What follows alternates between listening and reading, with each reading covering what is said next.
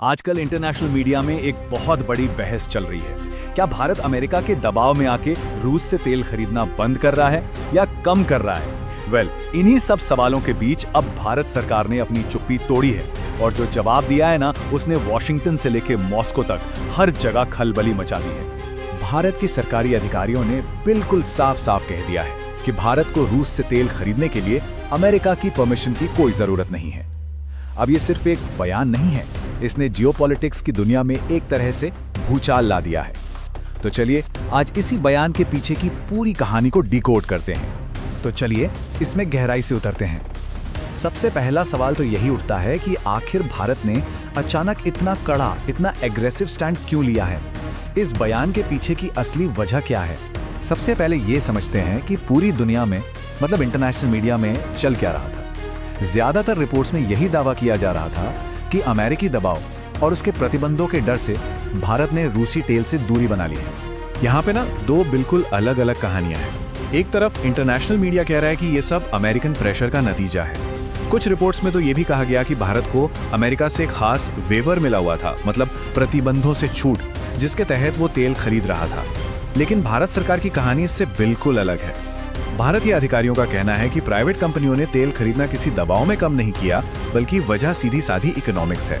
रूस से जो भारी डिस्काउंट मिल रहा था वो अब उतना नहीं रहा। तो असली कहानी राजनीति की नहीं, बल्कि अर्थशास्त्र की है। जब डिस्काउंट ही नहीं मिलेगा तो कंपनियां दूसरे सस्ते ऑप्शंस देखेंगी ही, है ना? और यही वो पॉइंट है जिसे ग्लोबल मीडिया पूरी तरह से नजरअंदाज कर रहा था।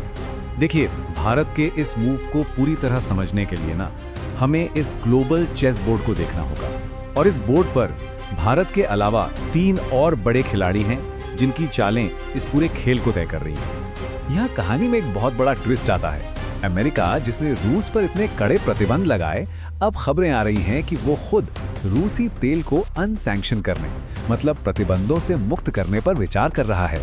सवाल यह है कि क्यों अचानक अमेरिका का दिल क्यों पिघल रहा है? तो अमेरिका के इस यू टर्न की सबसे बड़ी वजह है ईरान। ईरान की मिलिट्री ने एक ऐसी सीधी और बड़ी धमकी दी है जिसने पूरी दुनिया के समीकरण हिलाकर रख दिए हैं। और इस पूरे खेल में रूस एक बहुत ही सधी हुई चाल चल रहा है। उसे पता है कि अगर मिडिल ईस्ट में तनाव बढ़ा तो पूरी दुनिया तेल के लिए उसी की तरफ देखेगी। और इसी बीच रूस ने एक और स्मार्ट मूव चलाया है। उसने ऑफिशियली अनाउंस किया है कि वो अब भारत को कितना तेल एक्सपोर्ट कर रहा है इसका डेटा पब्लिक नहीं करेगा, ताकि जो भी प्रोपेगेंडा चल रहा है उसे रोका जा सके। अब आते हैं उस सबसे बड़े फैक्टर पर जिसने पूरी ग्लोबल एनर्जी सिचुएशन को हिला रखा है, और वो है ईरान की धमकी। ईरान ने दुनिया को चेतावनी दी है कि अगर उसकी सत्ता पर कोई सैन्य हमला हुआ तो वो क्रूड ऑयल की कीमतों को $200 प्रति बैरल के पार पहुंचा देगा। जरा सोचिए, $200। इसका मतलब क्या होगा ग्लोबल इकोनॉमी के लिए? ये तो तबाही होगी। अब सवाल ये है कि ईरान ऐसा करेगा कैसे?